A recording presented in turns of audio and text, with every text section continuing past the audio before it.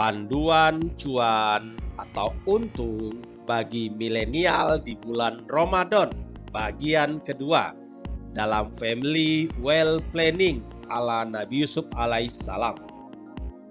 Wisdom dari founder komunitas Nabi Yusuf alaihissalam, Bang Budi Hikmat. Sahabat, Ramadan di masa pandemi sudah tahun kedua kita jalani. Artinya pandemi menjadi sebuah rutinitas.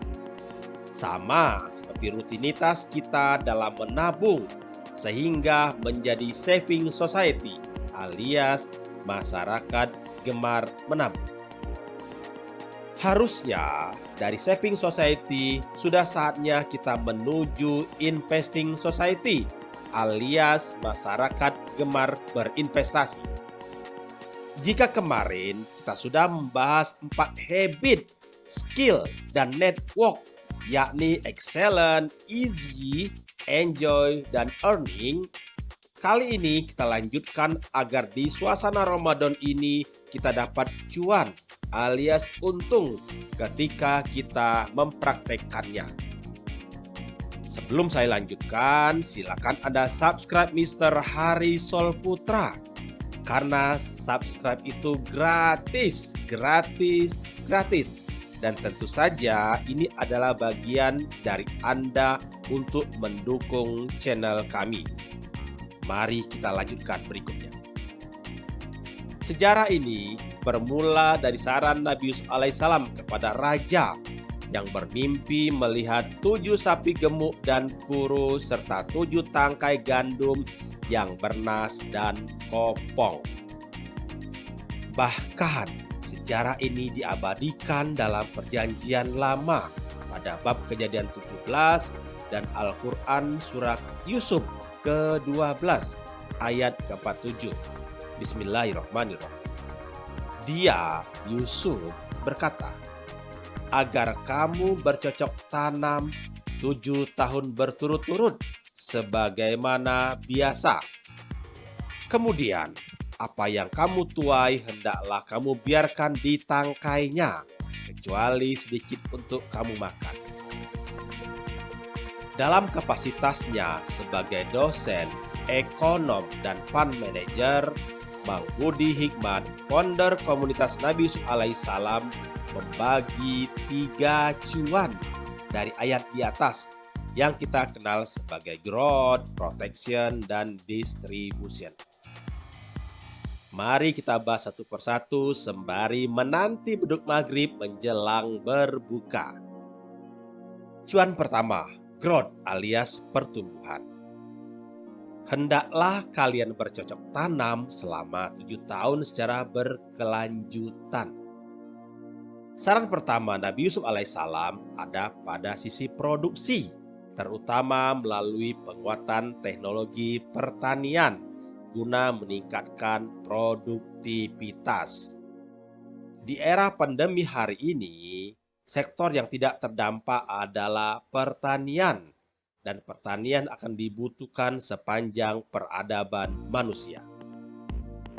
Hal ini dapat ditempuh dengan peningkatan kualitas sumber daya manusia, teknologi, infrastruktur fisik, dan sosial yang didukung oleh komitmen kita yang kuat. Fase growth ini tujuannya meningkatkan alokasi investasi, baik pada sektor real ataupun di pasar modal. Jika kita punya lahan atau properti dan bisa mengelolanya, itu hal yang luar biasa karena membutuhkan komitmen jangka panjang. Di pasar modal, aset saham yang meski kerap bergejolak dalam jangka pendek, namun paling cuan dalam jangka panjang. Ini pun solusi gitu dalam kita berinvestasi. Jika Anda milenial dan generasi Zoom yang hari ini masih berkarir, fase growth ini mesti berinvestasi pada talenta atau peningkatan diri yang secara fundamental akan terus berkembang. Istilahnya adalah investasi dari leher ke atas. Cuan kedua, protection atau kita proteksi. maka apa yang kalian panen tetaplah dalam tangkainya. Saran kedua Nabi Yusuf alaihissalam ada pada penguasaan teknologi pasca panen, terutama melalui penguatan industri manufaktur agar limpahan panen dalam kualitas terbaik dapat bertahan lama untuk memenangkan pasar. Hal ini lebih ditekankan pada teknologi pasca panen agar manfaat dan keuntungan panen terjaga baik kuantitas maupun kualitasnya. Seperti misalnya susu sapi yang ditingkatkan mutunya, umur dan nilainya menjadi yogurt dan keju. Kita bisa juga mengawetkan hasil panen cabai menjadi bubuk atau cairan. Pasca proteksi ini tujuannya memperbanyak alokasi kas atau setara kas dalam bentuk cash flow gain. Jika di sektor real dengan kita punya apartemen atau kontrakan yang menghasilkan cash bulanan, maka di sektor pasar modal investasinya cocok pada obligasi, baik sun, surat berharga negara, atau sukuk dalam pasar modal syariah.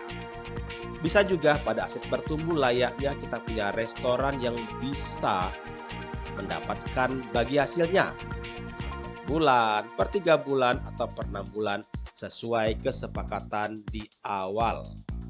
Cuan ketiga, distribution atau distribusi. Kecuali sedikit untuk kalian makan. Saran ketiga Nabi Yusuf alaihissalam ada pada pengendalian konsumsi sehingga memungkinkan limpahan panen dimanfaatkan untuk keberlanjutan produksi. Setelah memperoleh hasil, harus memperhatikan pokok investasi, keuntungan yang memuaskan dan gampang dijual alias liquid. Fase distribution ini bertujuan untuk mengakumulasi kekayaan yang sudah terproteksi tadi.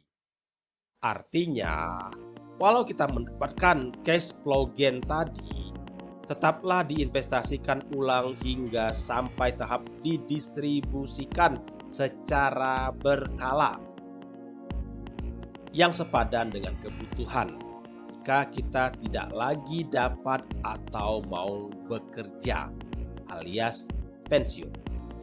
Fase ini sejalan dengan konsep family wealth planning di mana money work for us, not the other way around.